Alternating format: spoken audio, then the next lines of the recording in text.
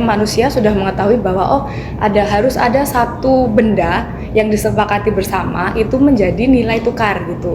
Nilai tukar barang yang disepakati, misalkan nih aku mau beli ini, disepakatinya menggunakan alat tukar ini begitu kan. Nah, zaman dulu belum ada seperti itu. Jadi kalau kita menelisik ke belakang sejarah panjangnya itu sebenarnya mulai dari masa prasejarah gitu. Nah, ketika masa prasejarah sebetulnya sudah masa mulai Austronesia gitu ya, ketika masa sudah bukan berburu meramu lagi tapi sudah domestikasi, kemudian sudah 2000 atau sekitar 1000 tahun yang lalu lah, itu kan sudah mulai ada proses pelayaran begitu ya, dan manusia membutuhkan berbagai barang atau berbagai hal yang untuk kebutuhan sehari-hari gitu. Nah, itu mulai terjadi proses tukar menukar dahulu. Nah, proses tukar menukar itu kan dari bahan-bahan dulu kan, bahan-bahan yang dirasa senilai nih gitu kan, bahan-bahan yang senilai begitu. Nah, kemudian ada juga yang misalkan barang-barang yang senilai itu dikurasi dengan benda lainnya seperti kebutuhan sehari-hari.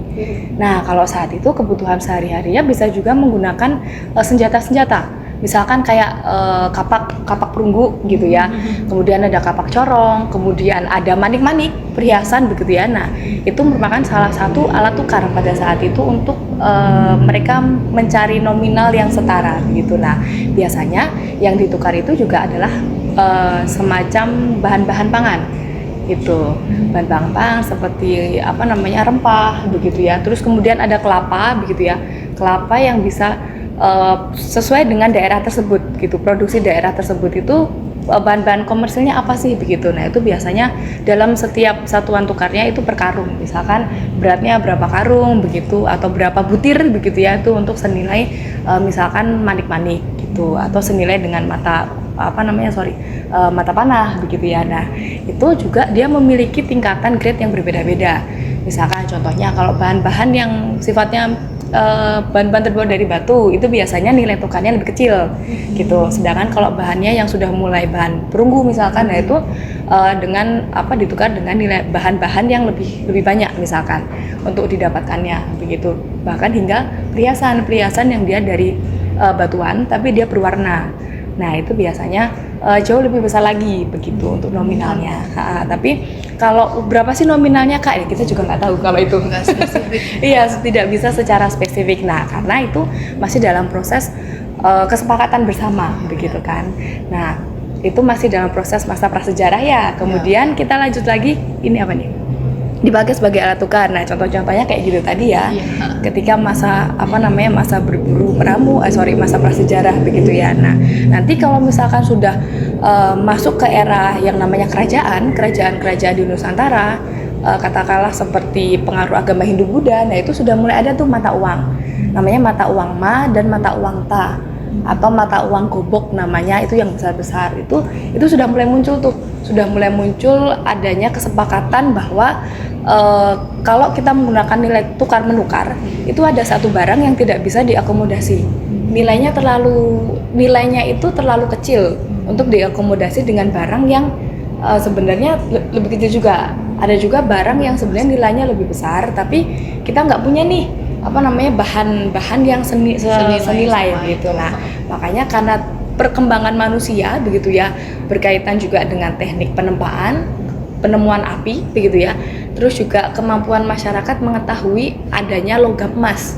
Nah, ini kemudian baru muncullah itu mata uang berbahan emas gitu. Nah, itu pun mata uang bahan emas tidak besar-besar tapi bentuknya kecil-kecil gitu ya, hitungannya sebiji jagung. Kalau mata uang yang emas itu kan diukur beratnya per gram ya istilahnya ya.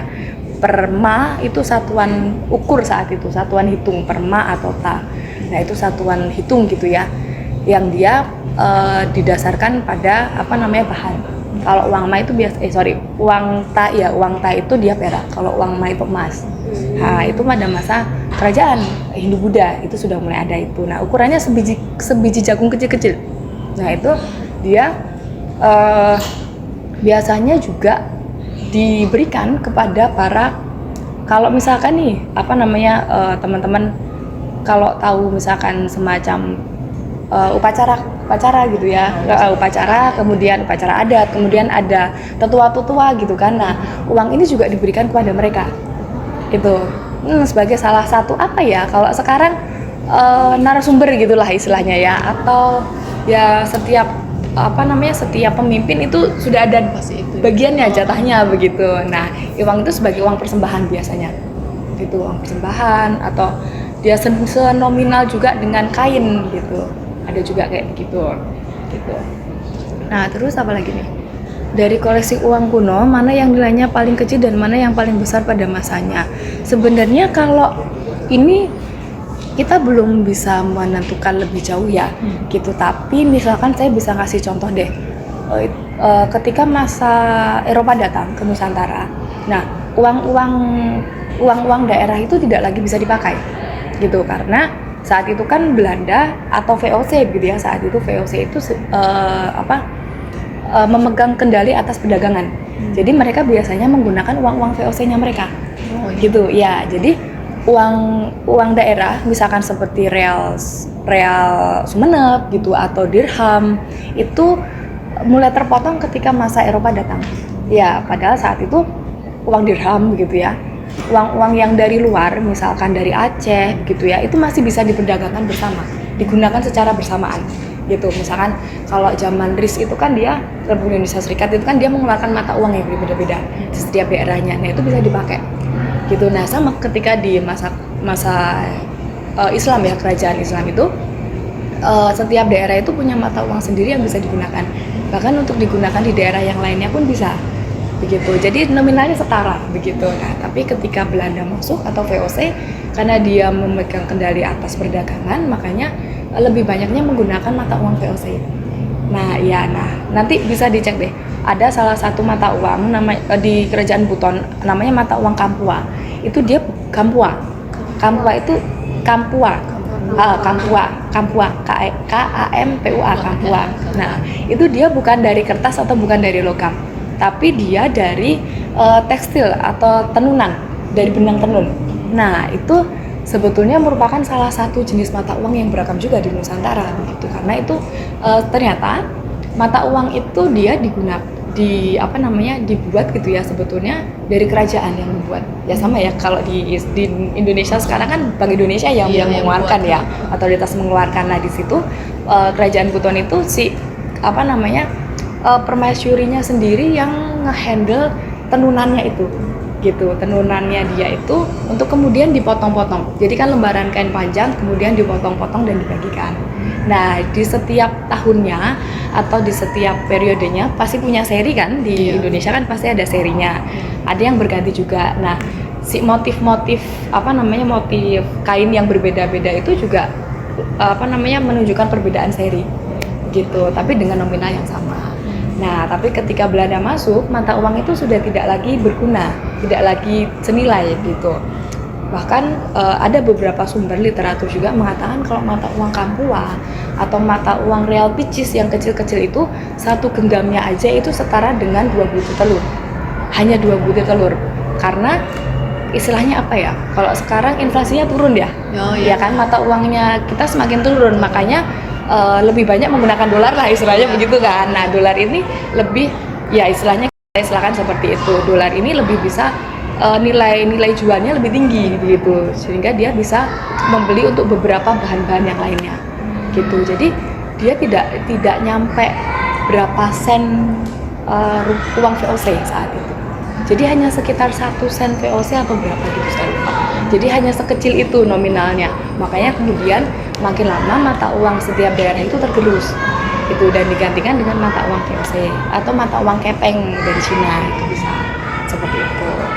Itu apa lagi ya, terus nilainya, nah itu ya mungkin salah satu nilainya paling kecil ya gitu. Tapi sebetulnya tidak semuanya bisa digeneralisir ya, karena itu yang ada dituliskan di dalam buku gitu. Sedangkan beberapa mata uang yang lainnya itu memang masih belum bisa kita gali informasinya gitu, seberapa sih nilai tukarnya gitu. Nah, ya yang paling umum ya nilai tukar itu ya hanya ya bisa ditukar dengan bahan-bahan pokok begitu ya, atau rempah yang biasanya gitu.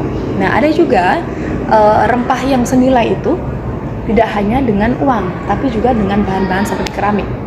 Nah, betul, barang-barang keramik impor itu kan dia dari Cina, Tiongkok itu kan punya apa ya, kualitas yang tinggi. Nah, itu disetarakan dengan rempah yang saat itu memiliki nilai yang tinggi juga. Gitu. Jadi ya kalau sekarang bisa dibilang setiap masanya pasti punya barang-barang bernilai tinggi juga, branded begitu ya, kayak gitu.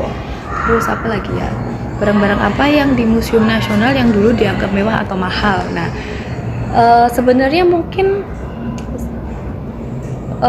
ini perlu dipisahkan ya, maksudnya kadang-kalanya kan biasanya kalau barang-barang ini kan barang-barang yang sifatnya komoditas ya.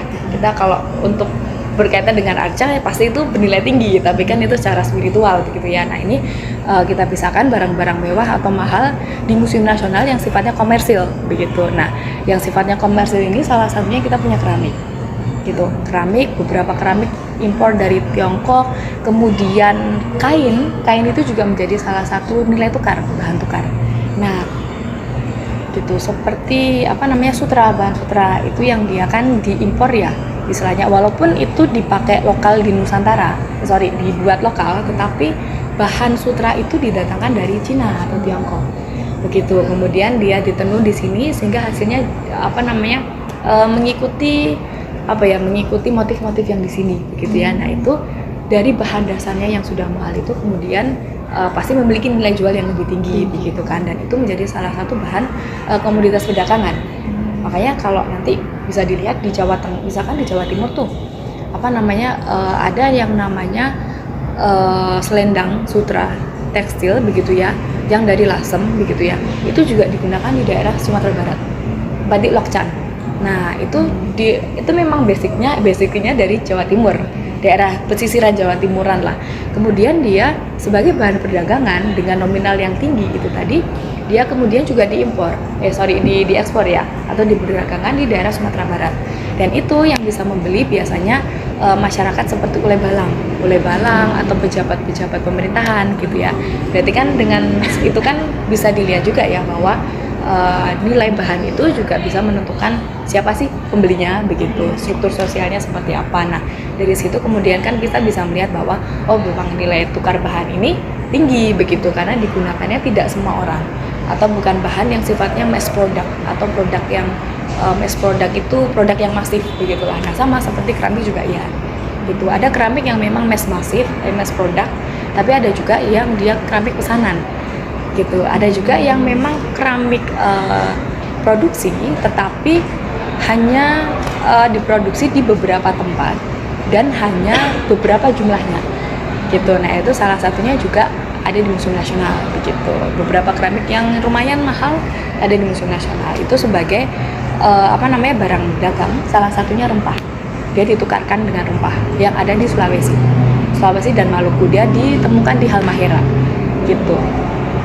Dan ya kalau di daerah Maluku, Halmahera itu salah satu yang bisa kita identifikasi ya, itu menjadi salah satu barang tukar dengan rempah-rempah begitu, karena nilainya nominalnya setara ya, sebanding seperti itu gitu. Ada lagi mungkin apa lagi ya, koleksi mana yang menunjukkan barang kebutuhan sehari-hari dan harga yang lebih terjangkau?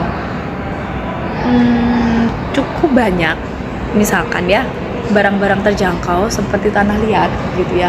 Tanah liat itu kan sebenarnya untuk barang produk keseharian gitu, dan di beberapa tempat di Nusantara ini di Indonesia produksi tanah liat zaman dulu yang lama, yang kuno itu memang ada gitu, dan itu memang ada di beberapa titik gitu, sehingga itu menjadi salah satu bahan-bahan produk yang sebetulnya mudah untuk dijangkau, mudah untuk dimiliki, mudah untuk dijangkau gitu, karena bahan-bahan yang sifatnya bahannya sendiri bisa diambil di daerahnya, iya, tidak didatangkan gitu. Nah, itu menjadi salah satu benda-benda yang cukup murah gitu ya, cukup bisa dimiliki lah gitu sih. Mungkin ada lagi pertanyaan dulu. Berarti tadi Kak yang bagian kan kalau misalnya yang terjangkau itu berarti masuk ke tanah. Nah, tapi berarti kalau rempah-rempah itu nggak termasuk? Rempah-rempah itu komoditi yang perdagangan global. Jadi rempah-rempah itu iya benar. Kita sebetulnya perlu melihat sejarah panjang juga ya, bahwa sebenarnya kita pisahkan ya antara barang-barang yang bernilai tinggi itu tadi dalam ranah apa namanya, keseharian, profan dan juga sakral. Karena ada tanah liat juga yang dia untuk sakral gitu. Nah, kita tidak melihatnya dari bahannya, ya kan, tapi dari fungsinya gitu. Nah, ketika fungsinya itu sebagai kehidupan sehari-hari, atau misalkan kayak jaring begitu, atau apa ya, atau alat-alat pertukangan gitu ya, itu kan biasanya bisa bisa dibeli karena untuk mengakomodasi kebutuhan hidup begitu ya gitu. Terus apa lagi tadi? Terus berarti tadi kan di barang-barang mewah itu yang termasuk itu kan rempah-rempah ya. Salah satunya rempah-rempah. Kayak tadi tuh kita ada lihat mahkota, terus tameng-tameng emas itu juga termasuk barang-barang yang mahal juga nggak Kak? Itu ya pasti, tapi itu biasanya dipesan secara khusus gitu. Jadi kalau biasanya seperti itu sebetulnya kerajaannya yang memesan secara khusus begitu ke pandai atau ke ya pandai logam itunya ya, seperti itu. Berarti bukan dari nilai tukar Ya, bukan macam dari gitu nilai ya. tukar, betul. Dia lebih secara khusus. Aku nanya Kak, dagangan apa sih yang penting dibeli sama pengunjung di sini? Aku putih ya. Terus lebih banyak pembeli dari wisatawan lokal atau yang di mancanegara atau yang di luar? Tergantung ada rombongan sih, kalau misalnya dia komplek itu lebih dominan ke orang lokal. Jadi kalau orang luar tuh lebih fokus juga melihat museumnya gitu ya. Iya, lebih fokus kadang lebih untuk beli minuman. Nah, kalau misalnya di kantin ya dia kadang beli minuman atau beli kopi. Biasanya nih dagangan yang kakak jual ini biasanya tuh kakak buat sendiri atau ambil dari sesuai dari barang apa yang biasanya paling disukai sama pembeli? Paling wangi sih. Tapi ada nggak wisatawan mancanegara yang beli? Dia lebih sering ke lontong. Dia ke lontong ya kata dia, steam rice kata dia, iya gitu kan. Terus dia sering itu sama beli cocktail, karena beli somai.